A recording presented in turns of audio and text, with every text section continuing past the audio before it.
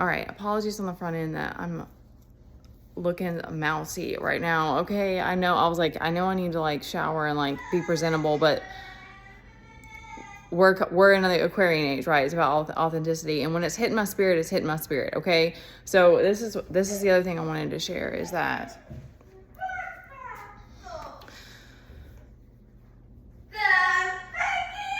okay. There's a lot of energy moving through me, so I'm trying to not let my mind go crazy. Okay. Plus my kid he immediately picks up on the energy, so he's gonna be. It's always both of us. Hey, Teddy, Teddy, listen to me. It's outside if you can't be calm, okay? Okay. When you free yourself, because right after I gave that last message, there was music. There's just certain songs that I feel that the ancestral energy, and that was what's coming through, and they want to dance with you. This is how it is for me. There's just certain songs that I get that feeling, and that's another thing I wanted to give is that there's a breaking of cycles and generational patterns and freeing up your ancestors as well when you're choosing yourself, because there's all these moments of guilt and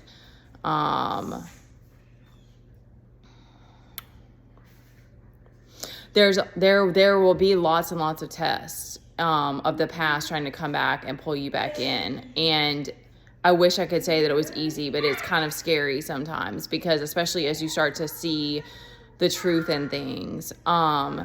And I wanted to add that, but the cycles will keep coming back up until you are able to detach emotionally. And so that's the other thing that's what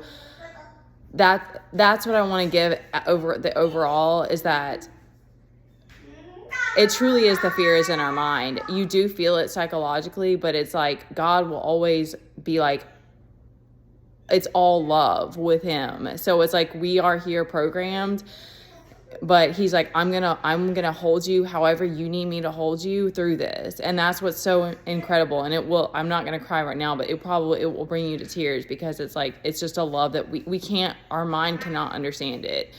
And I wanted to add that it's like something that you'll start to see is that you'll start to understand this copycat, this mimicking energy, and in the bigger picture. And it's hard to talk about this sometimes because it's hard to grasp these concepts, but there's things that you brought with you from past lives, or like a part of your soul blueprint, like parts of who you're meant to be that are going to play out in your life through other people. And so that's another thing, is that when you can kind of separate emotionally, you can see like, these are shadow aspects of me, or subconscious, or things that I didn't see about myself that I want to embrace now, and not feel bad that it's like, because one of the bigger things is that I think when we all, Teddy, hey, I already warned you, sir. One of the bigger things, I try to work through this with my kid, y'all, I'm stubborn. Because I think there were people mowing outside. Maybe they're gone. One of the things is that I think that we all really have. I think that we're all really a lot the same, in that women are women have a womb. We have to carry a child. Like there's certain things about being a woman, and women there's that phrase that's like, all women are expensive, so pick the one that you want and get over it, or something, like a meme for men.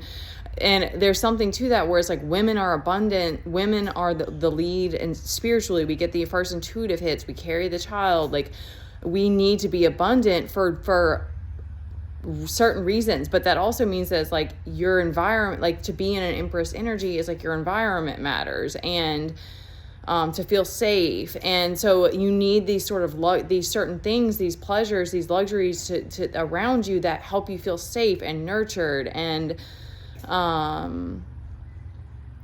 money even has a part in it, that it's like, when you're financially stable, you can drop in and feel safer in your body and stuff like that. So there's these different aspects that it's like, you realize that like these people were using that against you. And when you can detach emotionally, you can just be grateful for the experiences, and like like, I'm so grateful that my kid was able to go and spend the time that he did with my mom, and that there was a pool for him to swim in and stuff. But like, when you walk away, there's so much intense fear and lack of security and all these things that you start to realize that. And then, you know, for me, it's like these people just neglected me all this time. And then they still will throw the same things at you. My mom would still say, like, you don't have any money, you don't know anything about real estate, you know, all the same things are thrown back at me of the incompetencies, quote, that I still hold, which is nonsense. It's like, anyone is as incompetent as the next person. So there's all of these things that you start to see, or these patterns and these stories that were told about you, or that, you know, because I think I put this in another video, but like, even playing damsel in distress, it's like, there's a level of trust. Because I think it's beautiful for a woman to be like Aphrodite energy, and to be playful and lighthearted. Like, God wants us to be that way. God wants us to like get in touch with our inner child and be playful, and to trust the environment that you're in this world, and trust him. So there's a level of trust that you have with people to be able to play that role. Yet we have to learn, you know, there's this learning process in that we can't just trust everyone, or we can't be vulnerable with everyone. And that's where you start to develop this relationship with God, and he will guide you and show you the reasons why, and what he wants, you know, kind of like what he wants you to share and not share. And I've played the fool many times. I've been very impulsive on this journey, and I've made a lot of mistakes in that way. Because even like, there's a level of that it's just like, you got to make mistakes. Like, how are you going to learn? Because, okay, that's what I'm going to wrap it up with, is that was something else that I realized, is it's like, your parent that went in these unhealthy dynamics, it's like your parents make you feel like you're incompetent, and they also are like holding you back from your growth, because it's like, you have to stumble and fall and figure out from loss. You have to figure it out from lack of security. There's these things that you need to figure out that, just my mom telling me that I don't know how to do money, or that, but not actually wanting to guide me. And now I don't know how I don't want to learn from them. I don't know how they get their money. I don't trust it. I don't want to get money in a way that's manipulative. I don't want dirty money. I don't even like that phrase, but I want to create from an abundant. I want to create from pulling from a full cup and pouring, and not manipulating people. So that's another part. Okay, I'm gonna see, all this stuff comes to me when sometimes it starts to like unravel. There was something about like I knew that both of my parents are very attached to their work, and that's like their life. And my mom kept telling me that she didn't have the hours to help me with my kids so that I could get a job. So that was another thing, because it's like, not having a job, of course, like that's a setback. So I got frustrated about it a few times, only to like full circle to this realization that was like, that was a protection that God was putting in place, of like, you don't want to do this. Because I remember when my mom was helping me, when I had 5 and 6 a.m. clients, 5:30, 6:30 or something like that, when I was training, doing personal training, and my mom would like feed my kid in the morning and stuff, and there would be so many days where she would like be in a bad mood or give me a hard time, because it was like, it took away from her regular schedule. It was only 2 days a week, but it was like, it was like pulling teeth just for her to help me with that. And it was really frustrating. And then she ended up right before I had to drop my clients because of the COVID, but like, she told me she wasn't going to do it anymore at that point as well. So it's like, there are these things that you have to go through. It's a part of the process. If you grow up in karmic environments, like with a karmic family, that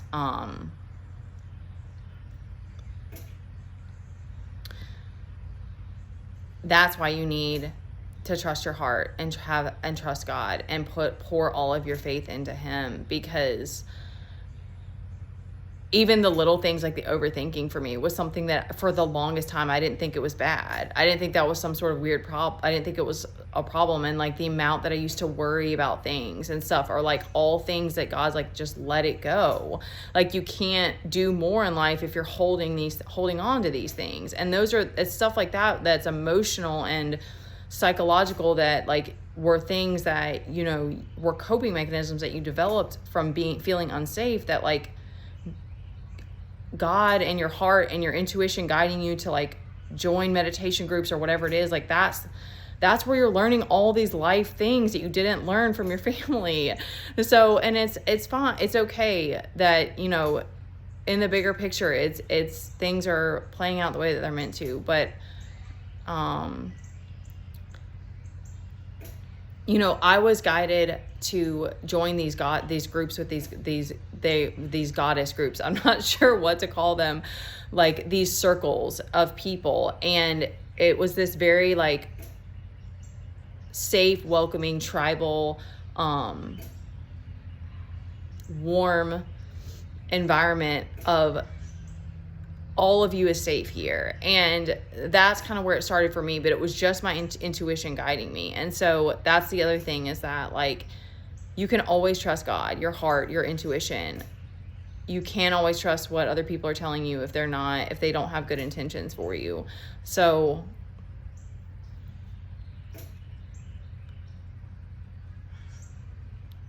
it's just a letting go and trust. And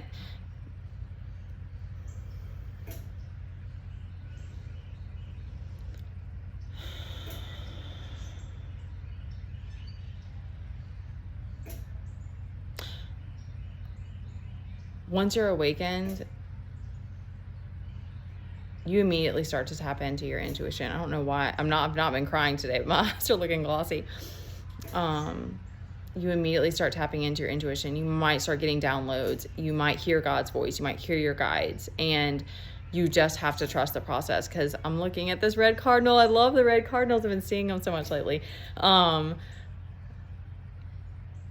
That to me has been one of the biggest things, because I didn't realize like this Neptunian energy, people casting illusions. There was so much I didn't know about my family, you guys, of like magic being thrown, people being manipulative. Like I didn't know any of that when I very first started. I didn't know why I was having the issues that I was having. So that's where it's like you start to realize that it's like regardless of what the reasons are, it's like the world is, and the matrix is manipulation. So it's like detaching from that and learning to trust yourself and your own guidance and your own body, and because even that, like with the diet thing, it's like we're constantly thrown stuff. Like to me, it's so wild that there's stuff like Ozempic still out there. Like that blows my mind, because I'm like, there's no way that's good for your heart. There's no way that's good for your blood pressure. Like there's just no way that's actually healthy.